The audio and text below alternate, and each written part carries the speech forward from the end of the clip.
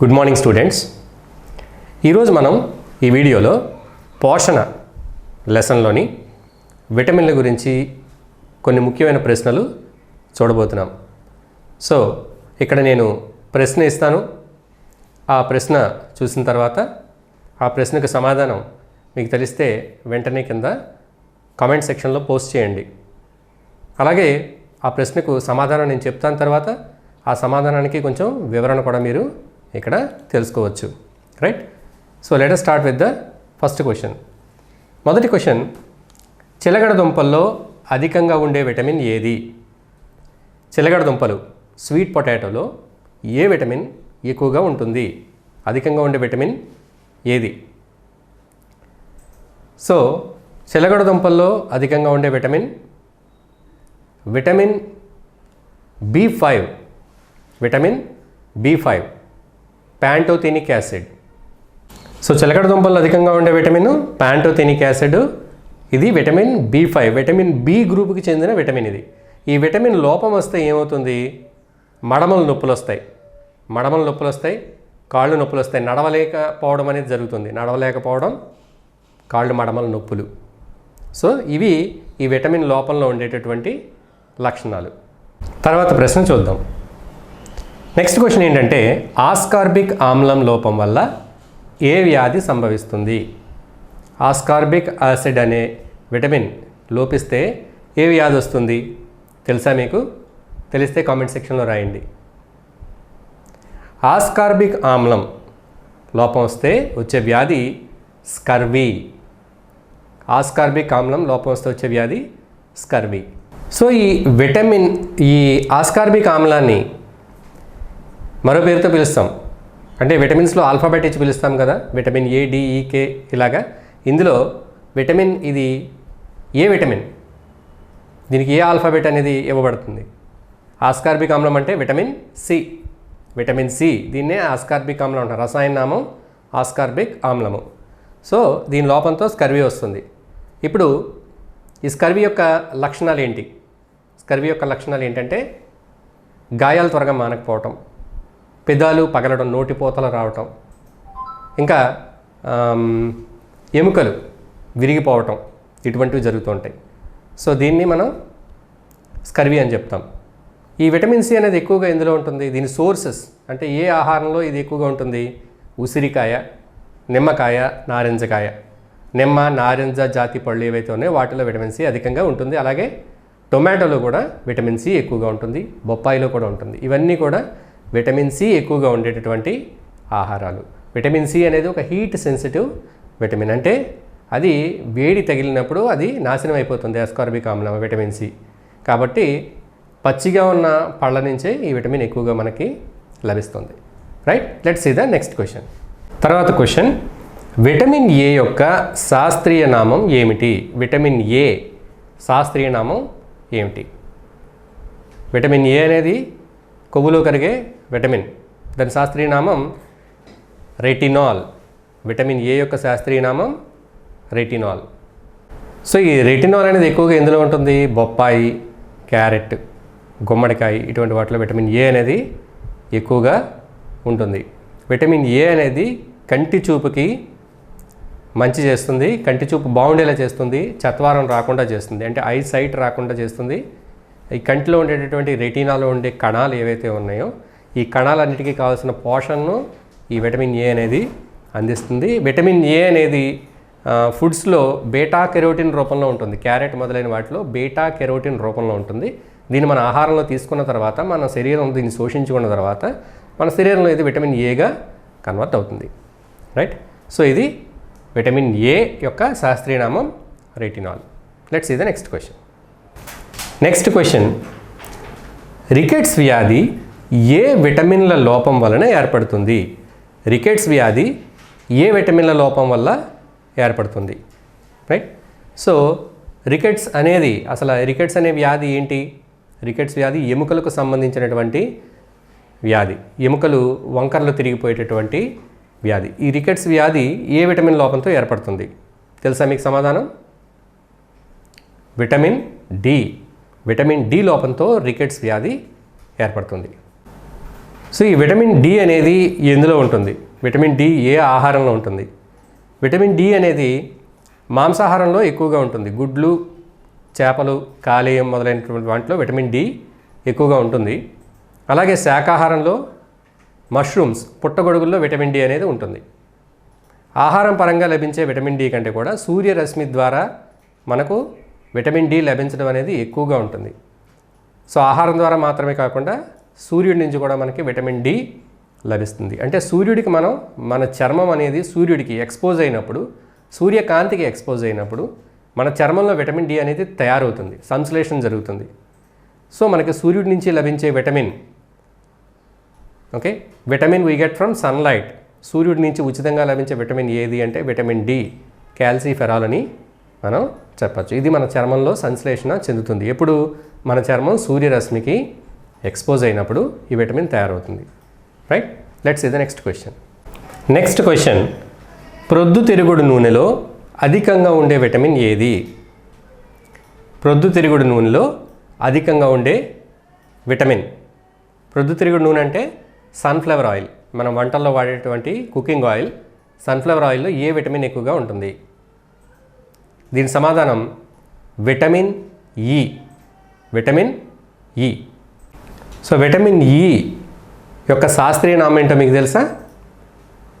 Vitamin E యొక్క శాస్త్రీయ నామం టోకోఫెరాల్. సో ఈ విటమిన్ ఈ అనేది ఏ ఫుడ్స్లో ఉంటుంది, ఎలాంటి ఆహారాల్లో ఉంటుంది విటమిన్ ఈ? ఇక్కడ క్వశ్చన్లోనే ఉంది మనకి, ప్రొద్దుతిరుగుడు నూనె గింజల్లో ఎక్కువగా ఉంటుంది. ఇది విటమిన్ ఈ అనేది నూనె గింజల్లో ఎక్కువగా ఉంటుంది. ఈ సన్ఫ్లవర్ సీడ్స్ నుంచి సన్ఫ్లవర్ ఆయిల్ అనేది తీస్తారు. నేరుగా సీడ్స్ తీసుకున్నా కూడా అందులో విటమిన్ ఈ అనేది ఎక్కువగా ఉంటుంది. విటమిన్ ఈ లోపం వస్తే ఎలాంటి వ్యాధులు కలుగుతాయి? వంధ్యత్వం అనేది ఏర్పడుతుంది. ఈ విటమిన్ ఈ లోపం ఉంటే కనుక పురుషుల్లో కానీ స్త్రీల్లో కానీ వంధ్యత్వం అంటే బిడ్డలు పోయేటటువంటి లోపం అనేది ఈ విటమిన్ లోపం వల్ల ఏర్పడుతుంది. తర్వాత క్వశ్చన్, రక్తం గడ్డకట్టడానికి సహాయపడే విటమిన్ ఏది? రక్తం గడ్డకట్టడానికి అంటే రక్తస్కందనానికి ఉపయోగపడే విటమిన్ ఏది? ఏ విటమిన్ ఉపయోగపడుతుంది? ఐడియా ఉందా మీకు? రక్తం గడ్డకట్టడానికి ఉపయోగపడే vitamin vitamin K. Vitamin K. ఈ విటమిన్ కే యొక్క శాస్త్రీయ నామం ఏంటో మీకు తెలుసా? విటమిన్ కే యొక్క శాస్త్రీయ నామం ఫిల్లోక్వినోన్. రక్తస్కందనం జరగాలంటే అంటే ఏదైనా చిన్న గాయం అయినప్పుడు అక్కడ బ్లీడింగ్ జరుగుతుంది, రక్తస్రావం జరుగుతుంది.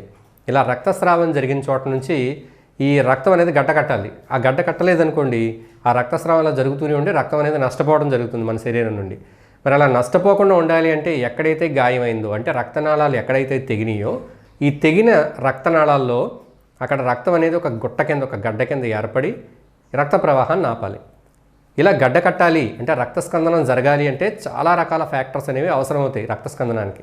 సో ఈ ఫ్యాక్టర్స్లో కొన్ని ముఖ్యమైనవి యాక్టివేట్ అవ్వాలంటే మన యొక్క శరీరంలో విటమిన్ కే అనేది ఎక్కువగా ఉండాలి. ఈ విటమిన్ కే అనేది మనకి ఆకుకూరల్లో ఎక్కువగా లభిస్తుంది.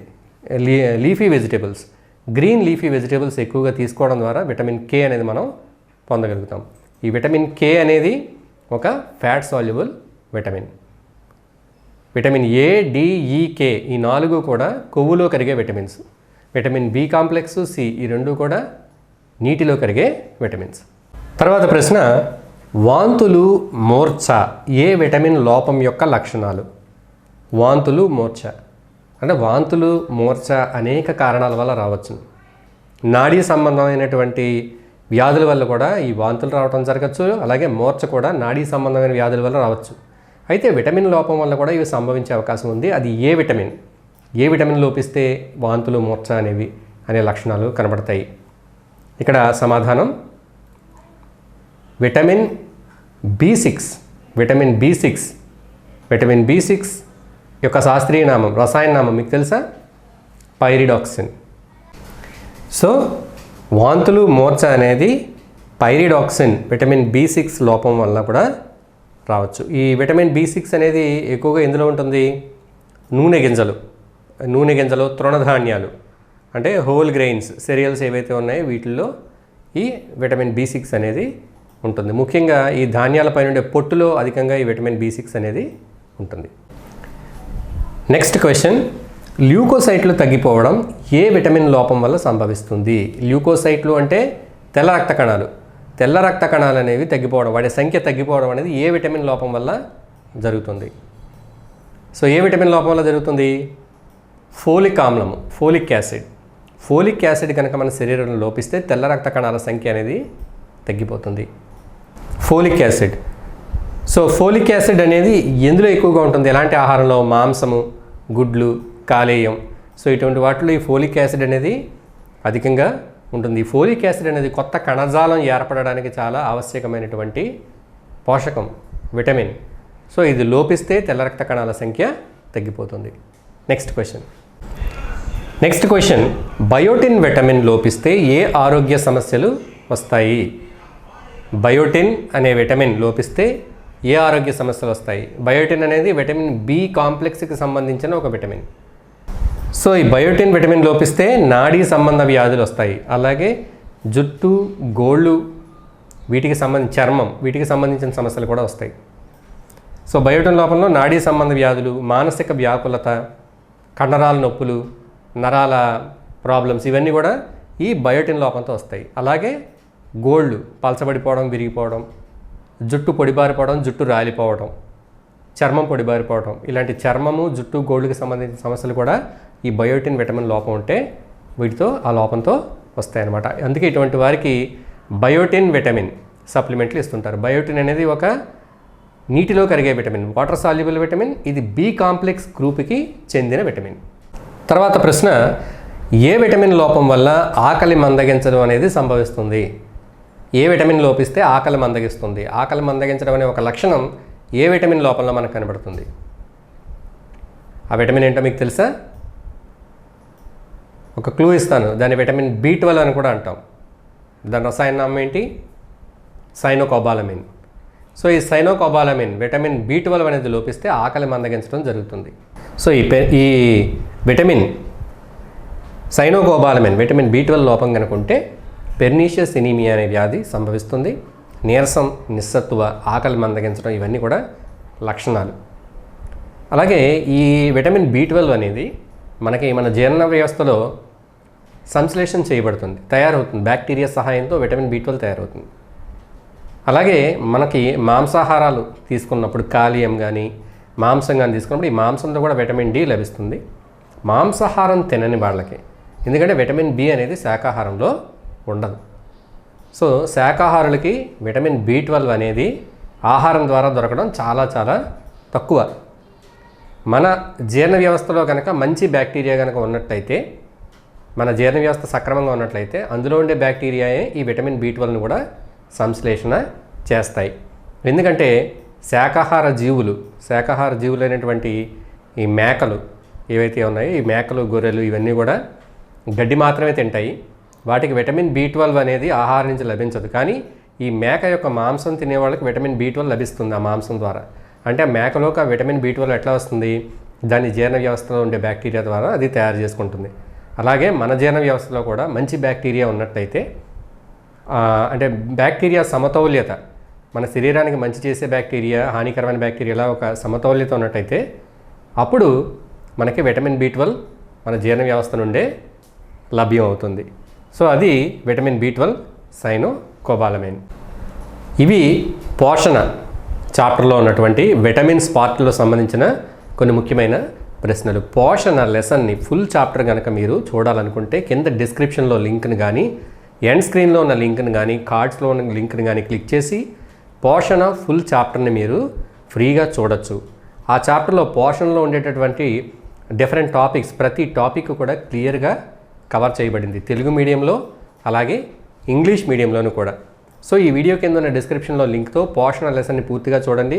అలాగే ఈ పోషణలో ఉండే డిఫరెంట్ ఐటమ్స్ మీద డిఫరెంట్ క్విజ్లు ఉన్నాయి, MCQలు మల్టిపుల్ చాయిస్ క్వశ్చన్స్ ఉన్నాయి. అలాగే ఇలాగ వన్ వర్డ్ ఆన్సర్ క్వశ్చన్స్ కూడా ఉన్నాయి. ఆ క్వశ్చన్స్ కూడా చూస్తే మీకు ఆ చాప్టర్ మీద నాలెడ్జ్ ఇంకా పెరుగుతుంది, అవేర్నెస్ బాగా పెరుగుతుంది. మీరు ఈజీగా ఎగ్జామ్లో క్వశ్చన్స్ని ఆన్సర్ చేయగలుగుతారు.